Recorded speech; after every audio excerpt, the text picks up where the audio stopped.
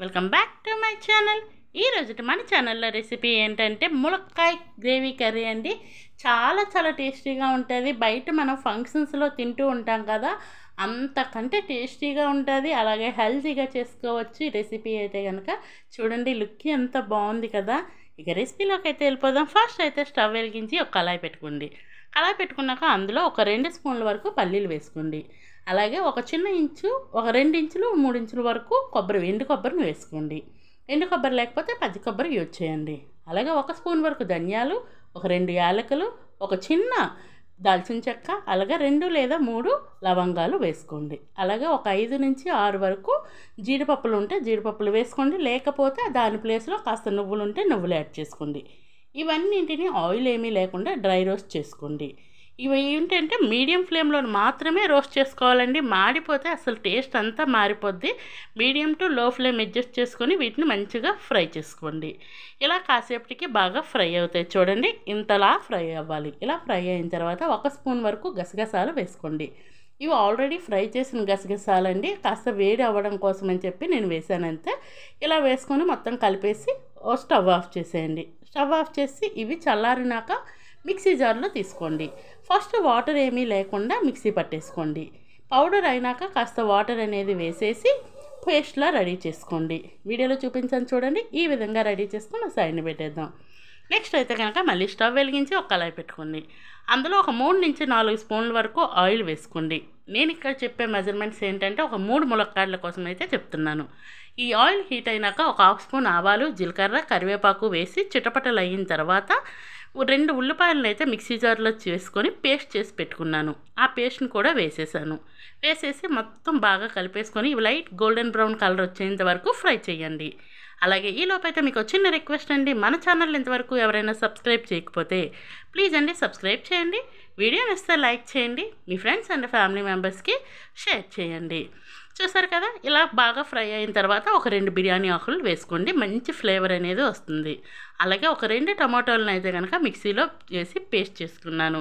ఆ పేస్ట్ చేసిన పేస్ట్ని అయితే వేసుకోండి. వేసుకొని మొత్తం ఒకసారి బాగా కలిపేసి మూత పెట్టేసి మధ్య మధ్యలో కలుపుకుంటూ దీన్ని అయితే ఫ్రై చేసుకోవాలి. ఇలా ఫ్రై చేసుకుంటే కాసేపటికే మంచిగా ఫ్రై అవుతుంది. ఇలా ఫ్రై అయిన తర్వాత 1 స్పూన్ అయితే కనుక అల్లం వెల్లుల్లి పేస్ట్ వేసుకోండి.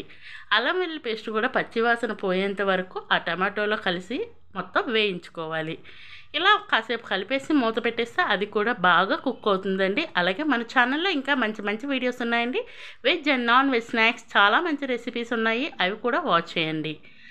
ఇక చూడండి మనం వేసే ఆయిల్ అంతా పైకి తేలిపోయింది కదా, అంటే ఇది బాగా కుక్ అయిందని అర్థం. ఇందులో అయితే కనుక ఒక 1/2 స్పూన్ పసుపు వేసుకోండి. అలాగే మీ టేస్ట్కి తగ్గ కారం వేసుకోండి. 1 స్పూన్నర వరకు కారం అయితే ఇక్కడ వేసుకున్నాను. అలాగే మీ టేస్ట్కి తగ్గ సాల్ట్ కూడా వేసుకోండి.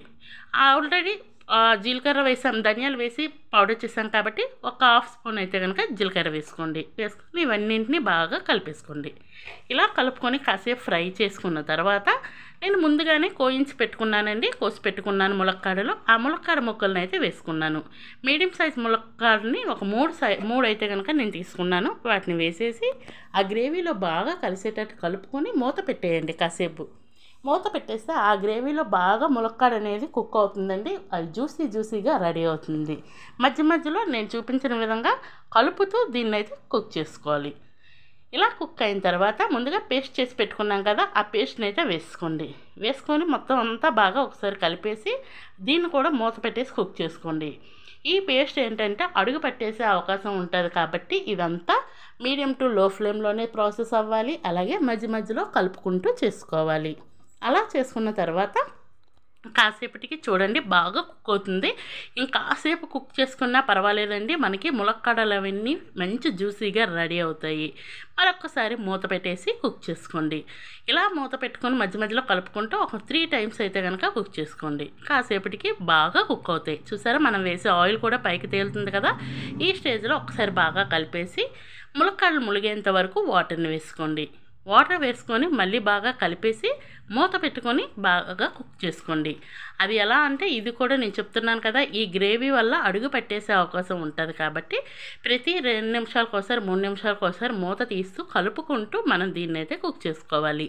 ఇదేంటంటే ఈ కర్రీ ఇలా చేసుకుంటే బయట మనము రెస్టారెంట్లో తిన్న ఫీలింగ్ వస్తుందండి, అంత బాగుంటుంది.